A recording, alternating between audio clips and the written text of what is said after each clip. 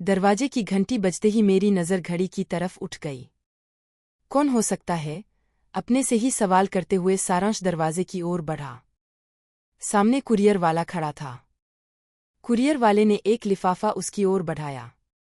ये पत्र था रीता का। दिल की धड़कनें किसी अनहोनी की आशंका में तेज हो गई। खुद को काबू करते हुए पढ़ना शुरू किया। उसमें लिखा था, प्रिय मित्र सारांश, प्यार, तुम ये पत्र पढ़कर दुखी मत होना। तुम एक सुलझे हुए इंसान हो। आज के समय में तुम्हारे जैसा दोस्त मिलना मुश्किल ही नहीं नामुमकिन है। पर मेरे मित्र, ये दुनिया अच्छी नहीं। इन्हें बहुत करीब से देखा है, इसका असली चेहरा, जो बहुत ही डरावना है।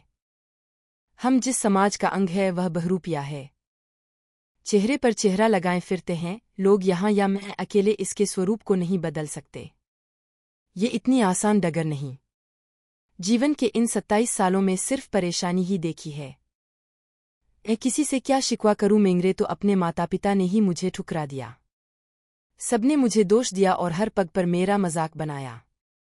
ये कहानी तब शुरू हुई जब मैं साल भर का था। जन्म हुआ तब मैं आम लड़कों के जैसा ही था। मैं 5 बहनों में सबसे छोटा था। मेरी बहनें खेल खेल में मुझे लड़कियों के जैसे तैयार कर देती थीं। मेरा लड़की के जैसे श्रृंगार करके वे सब खूब खुश होतीं। लेकिन धीरे धीरे मुझे लड़कियों के जैसे रहना अच्छा लगने लगा। मुझे भी लड़कियों के खेल ही समझ आते थे।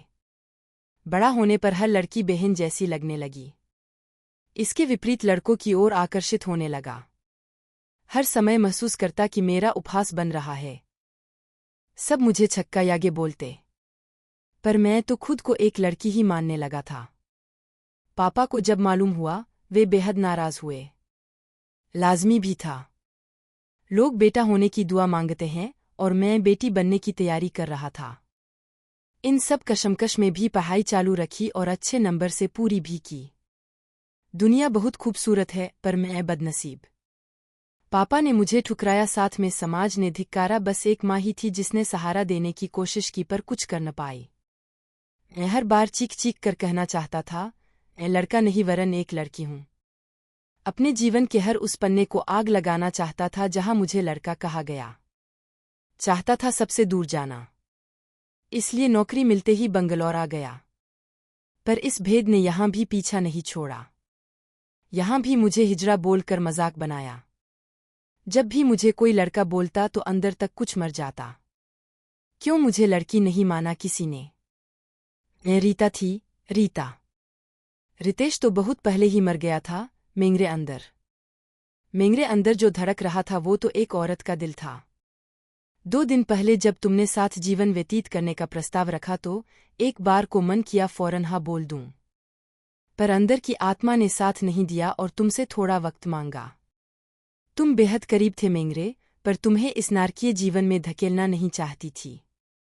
ये समाज कभी ऐसे रिश्ते को नहीं स्वीकारेगा। एक सांस में ये सब पड़ गया था सारांश। कितना बड़ा वज्रपात हुआ था। फिर भी आगे पढ़ना जारी रखा। कहते हैं मर्द को दर्द नहीं होता, पर मुझे होता था। जब तक लड़की के वस्त्र नहीं धारण किए थे तब तक रोज मरती थी।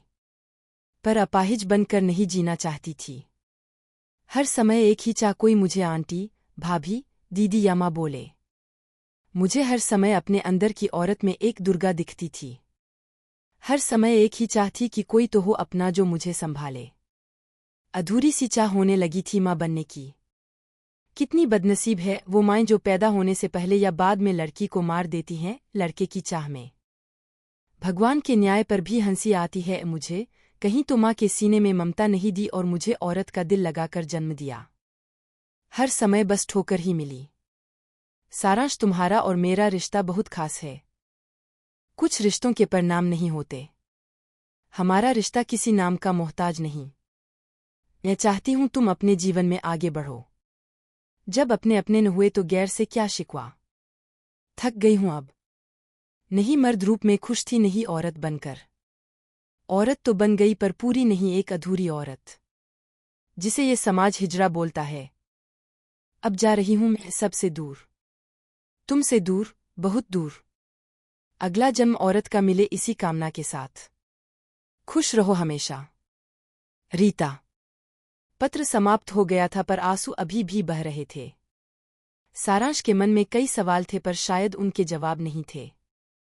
उसने एक अच्छा दोस्त और एक अच्छा इंसान खो दिया था।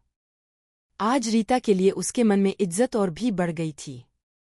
अगर आपको ये कहानी अच्छी लगे तो कृपया मेरे चैनल को लाइक, शेयर और सब्सक्राइब करें।